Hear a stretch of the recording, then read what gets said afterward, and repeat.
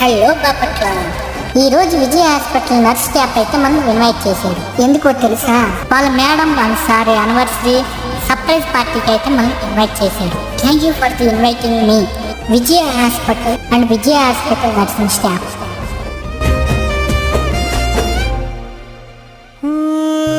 ఎంతుంటే ఏంటంట దూరాలు రెక్కల్లా అయిపోతే పాదాలు